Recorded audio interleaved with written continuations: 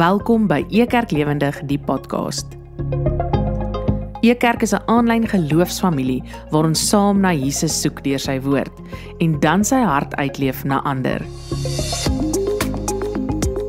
Mag jy deur vandag se boodskap Jesus op 'n vars en nuwe manier ontdek. Geniet die boodskap. Goeiedag, my naam is Pierre Engelbrecht en dit is 'n groot voorreg om die volgende sessie van ons Ekerk Bybelskool voor te gaan saam met ons. Ons is besig met 'n 3-weke reeks. As jy die eerste een gemis het, kan jy graag gaan kyk op ons webtuiste of op ons YouTube playlist. Selfs in die app sal dit ook daar lê. En ons is besig om bietjie na die oorhoofse struktuur van Handelinge te kyk en spesifiek om op die hakke van die Heilige Gees te loop. Nou die doel of die tema van ons oorhoofse Bybelskool is die Gees vul daar waar ons leegloop. So miskien is ons hier en miskien het die vorige sessie ons die nodige opkikker gegee om gevul te wees deur die Gees, om te besef eerder dat die Gees ons nie opvul soos 'n opkikker nie, maar die Gees van God ons bemagtig en ons 'n getuie maak om ook so deel te wees en te getuig van die opgestane Here en so deel te wees van God se plan. Nou ons wil graag in hierdie sessie vandag verder gaan en na 'n volgende gedeelte kyk, spesifiek Handelinge 8 tot 10, wat 'n belangrike klemverskuiwing is in die boek Handelinge. En juis vandag kyk om prakties te raak, om te sê, maar as die Gees ons dan nou vul, en ons bemagtig en ons die nodige krag gee om getuies te wees, hoe lyk dit? En spesifiek as om ons grense moet oorsteek, hoe lyk dit? Ons het al reeds gesien, Handelinge 2, toe met Pinksterdag die Gees van God uitgestort is, het dit begin. Hier gaan ons vandag sien hoe ander mense bemagtig word deur die Gees en getuies te wees in die opgestane Here en hoe hulle dit dan ook prakties doen. So, kom ons sit waar ook al jy is en dan gaan vir ons voor en ons bid saam. Here, dankie vir die voorreg weer eens wat ons het om nog 'n sessie saam te hê en saam te kuier en rondom die Bybel te sit en te weet U is die lewende God. U is die lewende outeur wat teenwoordig is en U praat met ons deur U woord vandag. Dankie daarvoor. Dankie dat ons dit nie noodwendig verdien nie, maar tog doen U dit. U is 'n goeie, genadige, liefdevolle God. Laat ons as die dienaars ook luister, as U Gees deur U woord met ons praat vandag. Amen. Ons wil bietjie vandag fokus op Handelinge 8 tot 10. Ons het gesien laasweek, toe op Pinksterdag Handelinge 2 die Gees van God uitgestort word, toe is daar juist deurdat daar in tale gepraat word, is dit een manier hoe die Gees van God hierdie grense oorsteek. En nou dis vir ons vandag dalk 'n belangrike tema, want sonder dat ons dit besef, of soms baie doelbewustelik ook, is ons mense wat juis grense trek. Ons trek dalk grense met familie, met vriende, ons bou dalk mure hoër op om goed uit te hou of goed binne te hou, ons is nooit seker nie, maar soms is dit onsigbaar deur mense in 'n spesifieke klas te plaas, mense van 'n spesifieke kultuur, mense van 'n spesifieke geloof in 'n spesifieke klas te plaas. En bewustelik of onbewustelik is daar dan nou grense opgestel, opgerig rondom hierdie spesifieke groeperings. Nou wil ons vraag vandag wees, maar as die Gees van God ons bemagtig, ons krag gee om getuies te wees van God se oorhoofse plan, van die opgestane Here, hoe lyk dit as die Gees deur ons daai mure afbreek, grense oorsteek, om dan ook so God se wil te doen? Dis waar Handelinge 8 tot 10 inkom. Handelinge 8 tot 10 maak Lukas in sy 2 volume kommentaar of 2 volume verhaal, narratief en teologies gelees, sien ons vir die eerste keer 'n baie direkte, baie intentionele klemverskuiwing, 'n beweging van die woord van God om getuies te wees van die opgestane Here, en dit begin nou juis buite Jerusalem gebeur. Dis baie strategies. Met ander woorde, dis nie 'n strategiese kerkplan om te sê, okay, maar hoe gaan ons nou die volgende 10 stappe doen nie? Maar nee. Die Gees van God werk juis en word soms ook bemagtig op die onkonvensionele maniere. Wat beteken, dit gebeur of dit word versnel, kan ek dit vertaal, deur vervolging.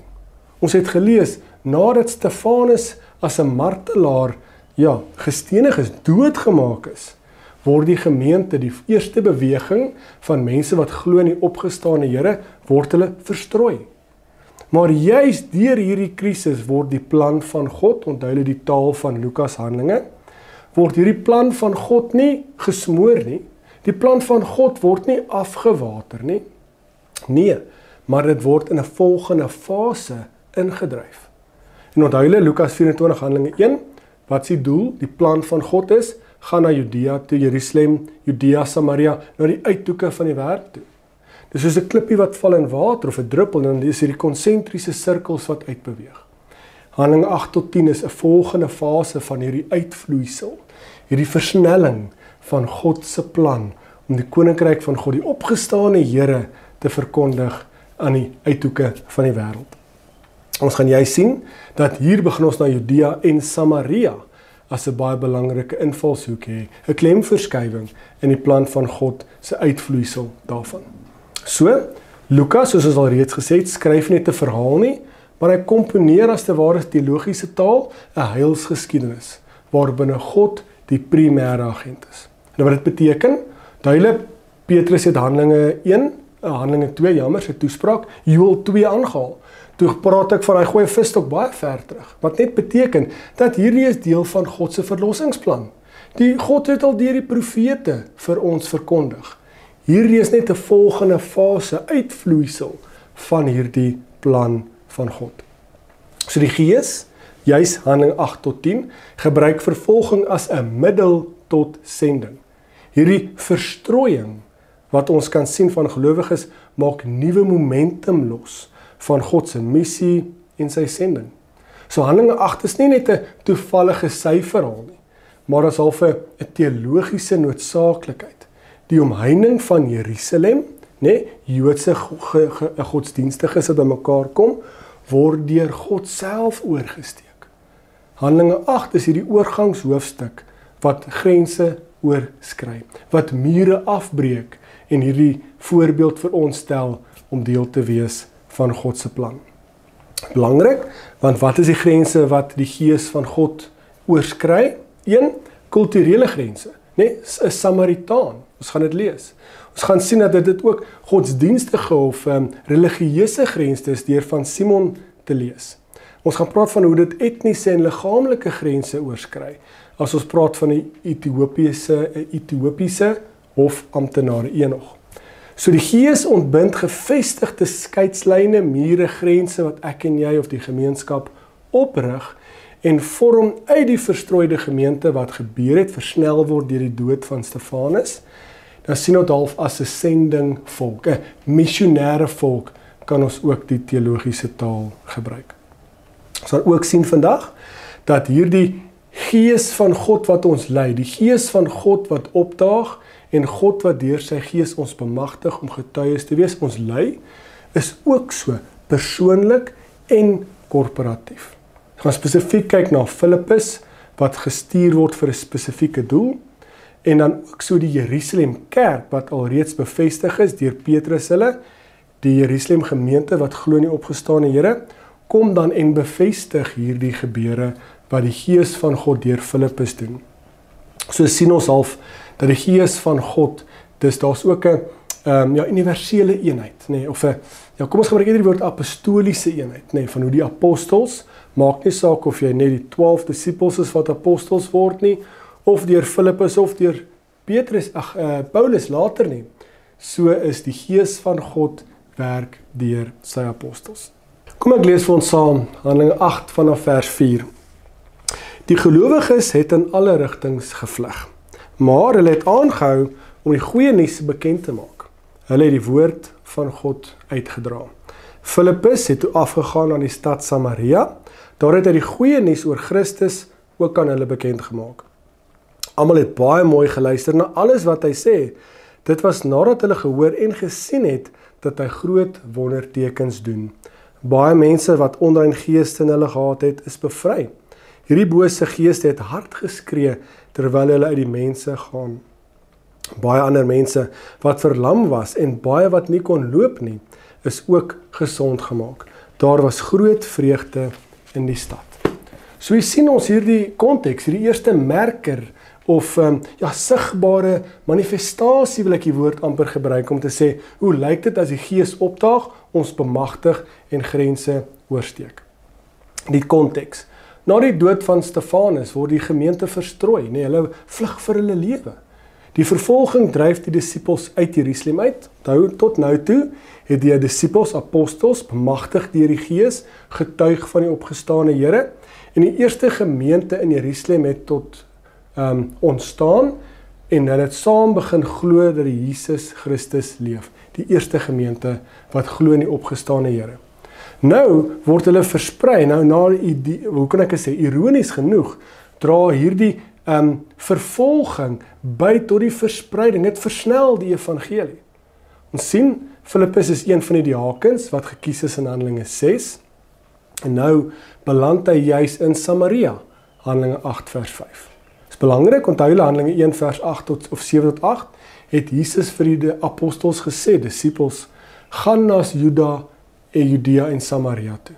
Hier is Filippus die een wat bemagtig word deur die Gees en in Samaria hierdie opgestane Here verkondig. Nou, belangrik, ons vra en praat oor grense vandag. Eens sien ons vir 'n Jood was Samaria grens wat nie net sommer hulle van self of gemaklik oorgesteek het nie. Die Samaritane het hulle eie weergawe van die wet gehad en ook so het hulle eie tempel gehad. Daar was eeue se vyandskap tussen die Jode en Samaritane. So dis juis daarheen waar die Gees vir Filippus lei om 'n grens oor te steek. Nou lees ek verder, Handelinge 8 vers 9 tot 13. Daar was 'n man met die naam Simon in die stad. Vroeër het hy towery beoefen en hy het al die inwoners van Samaria baie beïndruk. Hy het vir almal vertel hoe belangrik en sterk hy is. Almal, vanaf die onbelangrikste mense tot die heel belangrikstes, is aangegryp deur hom. Hulle het gesê, hierdie man is die groot krag van God. Hierdie man is so sterk soos 'n God. Almal het mooi geluister na alles wat hy sê. Vir 'n lang tyd het Simon hulle baie beïndruk deur hierdie groot toorkragte. Maar toe begin hulle glo wat Filippus vir hulle geleer het. Hy het die goeie nuus oor God se koninkryk aan hulle bekend gemaak. Ook het hy vir hulle geleer wie Jesus Christus is en wat hy kom doen het. Baie mans en vroue is toe gedoop. Simon het ook begin glo. Hy is gedoop. En hy het oral saam met Filippus rondbeweeg. Simon het gesien hoe tekens en groot wonders gebeur. Hy was baie beïndruk hierdeur. Volgende fase, nou sien ons dat Filippus is in Samaria. Nou ontmoet ons hier 'n tweede karakter, Simon. En ons sien hy is vir ons 'n voorbeeld, want hy bemagtig of hy beoefen, waar sê hy, towerkunste, hy werk met magie. So Simon word geteken as iemand wat die stad verbaas met sy towerkuns. Griekse Romeinse stede was bekend vir mense wat wonders gedoen het, towenaars, en daar was waarseers, en wat dan ook deel was van hierdie rituele spesialiste, kan ons dit vertaal. So magie funksioneer so sosiaal as magskapitaal, en Lukas plaas juis hierdie apostoliese bediening teenoor die ekonomie van manipulasie, wat gekenmerk word met hierdie towerkunste. So die Gees is 'n gawe, en as jy die teks bietjie later lees, dan sien ons maar Simon wil dit juis te koop kry, want hy wil dit graag ook hê. Dan sien ons die Gees is 'n gawe, en dit is nie te koop nie. Die naam van Jesus Christus wat Filippus verkondig, is dan ook hierdie gesag wat hierdie boodskap van Filippus dra. En hy's nie 'n tegniek nie.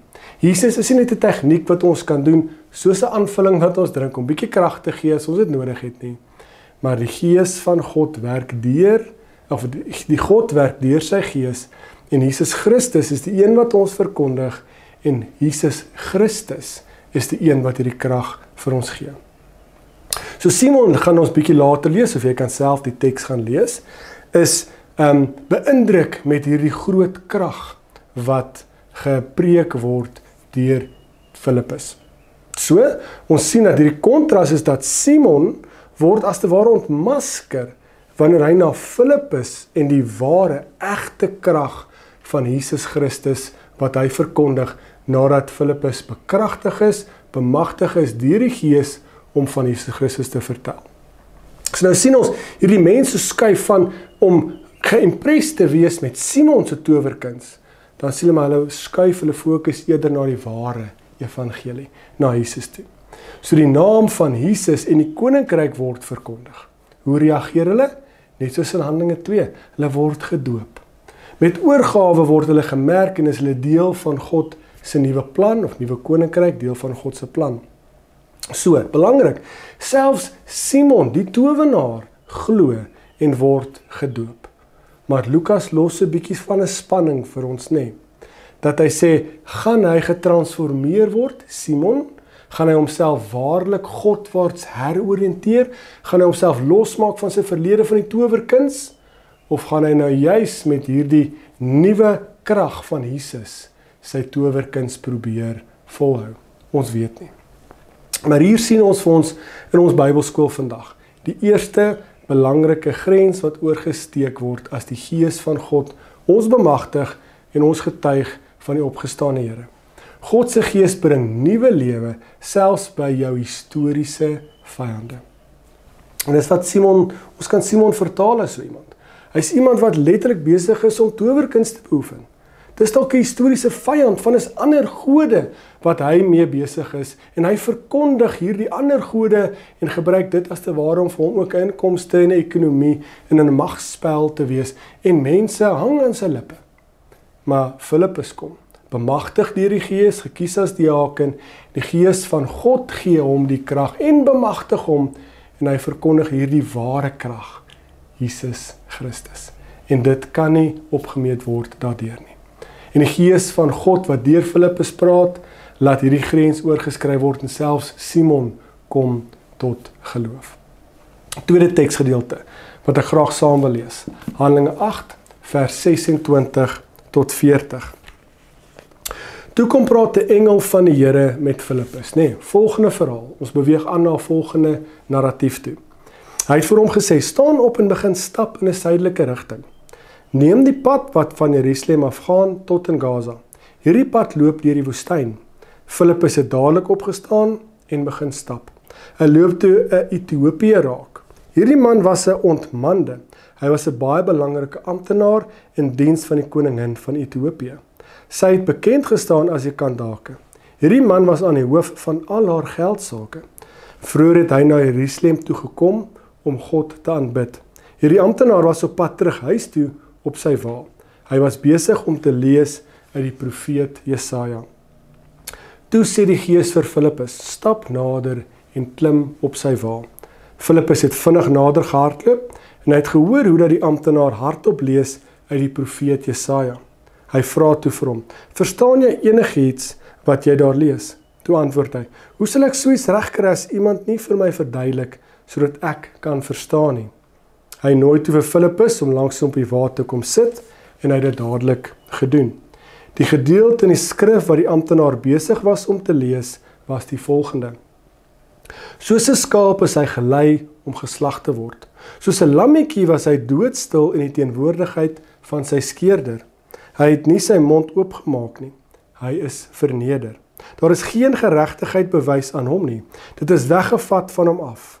Wie sal ooit kan sê of hy 'n nageslag sal hê? Sy lewe is ook weggevat hier van die aarde af. Toe praat die ontmande en vra vir Filippus, kan ek jou vra, oor wie praat die profeet hier? Praat hy oor homself of praat hy oor iemand anders? Filippus het begin om dit te verduidelik. Hy het by hierdie teks aangesluit en vir hom die goeie nuus oor Jesus vertel. Terwyl hulle verder ry met die wa, het langs die pad by 'n plek gekom waar water was. Die ontmande sê toe, kyk, hier is water. Wat keer dat ek hier en nou gedoop word?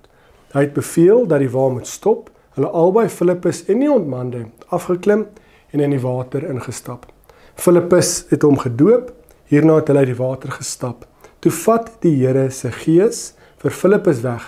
Die ontmande het hom nie meer gesien nie, maar hy self het verder gereis met groot vreugde. Filippus is hierna aangetref in Azotus. Van hier af het hy die goeie nuus oor Jesus bekend gemaak in al die dorpe, totdat hy weer in Caesarea gekom het. In my opinie, 'n belangrike kardinale hoogtepunt as dit kom by hierdie oorhoofse doel van God se plan in Lukas Handelinge, maar ook hoe die Gees van God werk en in ons Bybelskool vandag om grense oor te skry. So wat is hierdie die roeping wat ons hier vir mekaar moet sê? Te midde van die opwerking in Samaria, sê 'n engel vir Filippus, gaan na die woestynpad wat afgaan van Jerusalem na Gaza toe. Van 'n lewendige stad vol geloofsreaksie na 'n droë, eensame pad toe, stuur die Gees vir Filippus. Dit maak geen sin nie, maar die Gees stuur. En as jy bemagtig is, gevul is deur die Gees, dan maak ons vrae en God se vrae is dan nie altyd dieselfde vrae nie, of maak nie altyd dieselfde hoeveelheid sin nie. Maar waar die Gees stuur, daar luister ons en ons volg. So op hierdie pad ontmoet Filippus 'n Ethiopiese hofdienaar, 'n hoë amptenaar van die koningin, met ander woorde 'n man van invloed, maar hy's ook 'n buitestander. Hoekom kan ons praat van 'n buitestander? Tot nou toe, Handelinge het gefokus primêr met hulle bediening in die Joodse gemeenskap om die opgestane Here aan hulle te verkondig. Maar nou hoor ons van 'n persoon wat nie 'n Jood is nie. Hy's ook 'n ontmande en volgens die wet kon hy nooit volle toegang tot die tempel kry nie. Deuteronomium 23 vers 1. So dis belangrik, teologies baie belangrik. Ons sien hierdie persoon ry op die wa en hy lees Jesaja 53, maar hy verstaan dit nie. Die Gees van God lei Filippus, die woorde sal wees nudge hom, stamp hom so 'n bietjie nader om te sê, wees gehoorsaam, gaan laat die Gees van God deur jou werk en gaan bemagtig vir hierdie Ethiopiese ontmande ook. Hy klim op hierdie wa en is al as te ware 'n mini-evangelie, 'n prediking wat Filippus hier vir hom gee en om vir hom te verduidelik wat hy lees, maar hoe dit ook inpas binne in hierdie oorhoofse plan van God. So, ons kan baie duidelik sien dat Filippus is hier iemand van die pad. Daar waar die Gees ons loop, ons stuur, is op die pad. Nie om staties te sit op jou stoel, agter grense nie, maar op die pad. Tweedens, is die skrif hierdie kerngedeelte. Die Gees van God is besig om deur Filippus hierdie skrif oop te maak en dit onthul Christus. Die prediking van Filippus met hierdie persoon op die wa gaan oor Jesus, net soos Petrus in Handelinge 2. Maar dit gaan oor die skrif, want die skrif gaan en wys altyd na Christus toe. Tweedens sien ons dat hierdie persoon kom tot insig, hy besef dat dit gaan oor Jesus. En wat is die reaksie? Net soos wat ons al reeds gelees het in Handelinge 2, hulle word gedoop, of Filippus doop hierdie man. So word hy deel ingesluit en word deel van hierdie nuwe plan van God, deel van hierdie koninkryk van God. Nou die verhaal is ons mooi, want dit gee vir ons 'n tweede grens wat die Gees van God oorskry. Wat is dit? Die Gees bring lewe vir die mense wat die godsdiens afgeskryf het. Dis belangrik. Die godsdiens van die tyd sê jy's ontmande, jy's nie heilig nie, jy's onrein, jy mag nie volle toegang ooit kry, jy gaan dit nie kry nie tot God nie. Wat sê die Gees van God in Handelinge? Nee. Die Gees breek daai muur af, klim oor die grens en sê, selfs hierdie ontheilige of onheilige is dalk 'n beter beskrywing. Iemand wat vir die godsdiens afgeskryf het, maak God nou plek om deel te maak en sê, jy is nou deel van hierdie nuwe plan van God, van hierdie uitvloeiing, ontvouing van die plan van God se koninkryk. Ek wil 'n derde verhaal graag ook vir ons lees. Ons gaan nie by die teks self uitkom nie, maar dit is 'n baie lang teks wat baie bekend is, maar jy kan graag Handelinge 10 ook gaan lees om hierdie derde grens te wys. As dit kom by Handelinge 8, 9, 10 as hierdie spulpunt, hierdie oorgang van hierdie klemverskywing waar die Gees van God die apostels bemagtig. Ons lees hier van Cornelius en Petrus. 'n volgende grens wat oorskry word. Een skryf vir Cornelius, hy's 'n Romeins offisier in Handelinge 10, hy's 'n vroom godsdienstige, hy gee almoses, hy bid, maar hy bly 'n heiden. Wat beteken, hy's nie 'n Jood wat tot geloof gekom het in die opgestane Here nie. Hy's van Griekse of Romeinse afkoms jammer. So hy's 'n Romein wat glo in God, dan praat ons van hy's 'n vroom godsdienstige. Vir 'n Jood was dit ondenkbaar om saam met iemand soos dit te eet, want vir Jode, streng godsdienstige Jode in daai tyd, was jou reinheid gekoppel aan jou etnisiteit. Is jy Jood of nie, godsdienstig of nie. So selfs al glo hy in God, hy's 'n Romein, hy bly onrein. So sien ons dat God werk en praat met Kornelius en sê, maar gaan en stuur mense na Petrus toe. Aan die ander kant is die Gees van God besig om met Petrus te werk terwyl hy op die dak sit en bid, en die Gees praat met God in 'n visioen. Die Gees van God praat met Petrus deur 'n visioen, laat 'n doek val van die hemel af, en in hierdie doek is klomp onrein diere, wat jy kan klaar sien in hierdie teks belangrik is. 'n Stem sê, slag en eet. Petrus, die godsdienstige gelowige wat hy is, nee, die Joodse godsdienstige wat hy is, sê nee, nooit nie, Here, ek sal nooit iets eet wat onrein is nie. Stem sê tweede keer, wat God rein verklaar het, mag jy nie onrein noem nie. God gebruik dus Petrus se kosreëls om vir hom 'n groter waarheid te wys. God se waarheid, dat vir God gaan dit oor mense. So ons sien is hier dat Petrus is gehoorsaam aan die Gees, God wat deur sy Gees werk.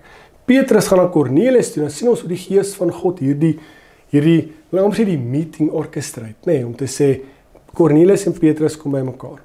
Terwyl Petrus by Kornelius is, en hulle is nog besig om die evangelie van Jesus te verkondig, daal die Heilige Gees neer in die oomblik.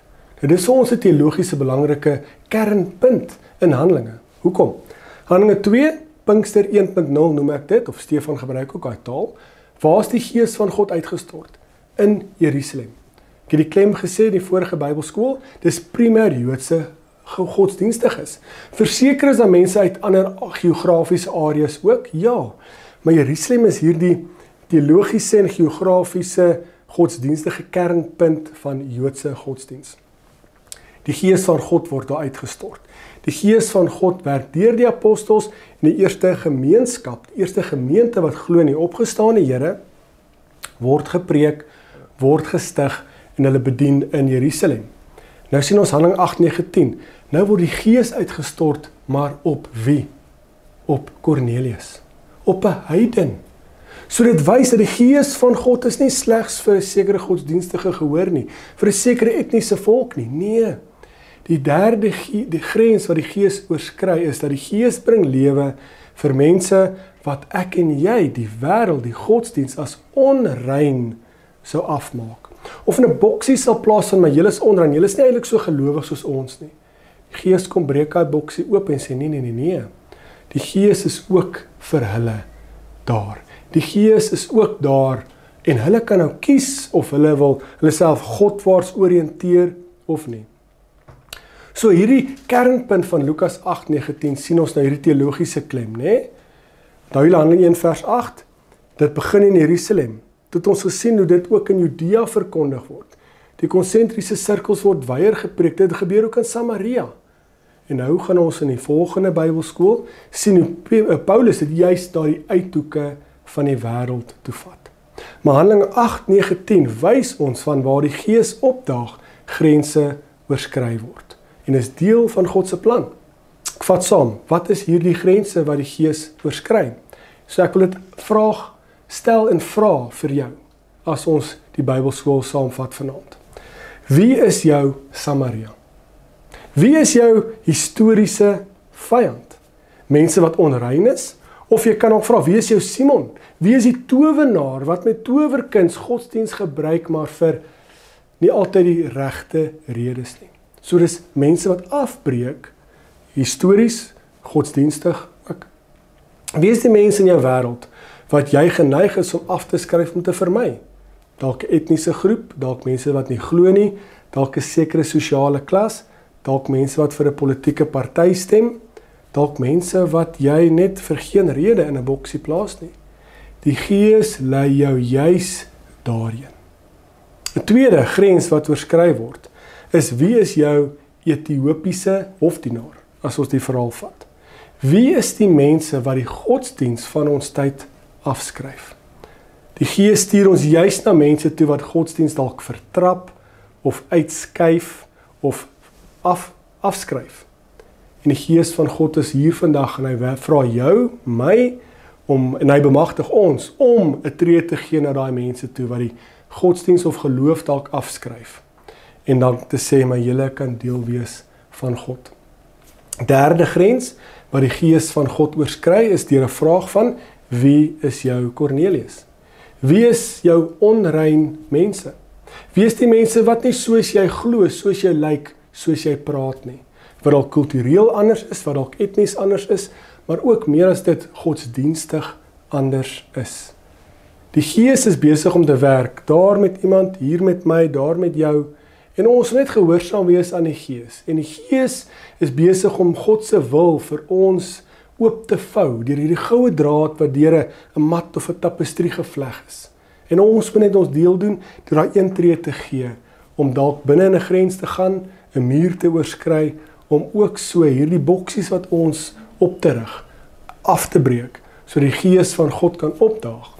Deur ons, die Gees kan ons bemagtig om die opgestane Here te verkondig, en hierdie mense wat uitgeskryf word deur grense, deur mure op te bou, juist deel te maak van God se plan, want dit is God se wil en is deel van God se koninkryk. Maar dankie dat jy saam gekyk het in hierdie Bybelskool. Volgende week sluit ons af ons Bybelskool en dan gaan ons juist daar een stapie verder toe vat. Handelinge 13 tot 20 gaan ons fokus wees. En dan gaan ons juist kyk hoe hierdie konsentriese sirkels fokus en dan sien ons hoe die Gees ook die Gees die kerk stuur en lei om die koninkryk van God tot die uithoeke van die wêreld toe te gaan verkondig. Sien julle graag volgende week. Totsiens. Dankie dat jy vandag saam gekuier het by Ekerk Lewendig die podcast. Want Jesus is lewendig en die Bybel gee lewe en saam leer ons hoe om hierdie waarheid uit te leef na ander. Ons kuier volgende week weer saam. Ekerk, Jesus sigbaar, voelbaar, verstaanbaar.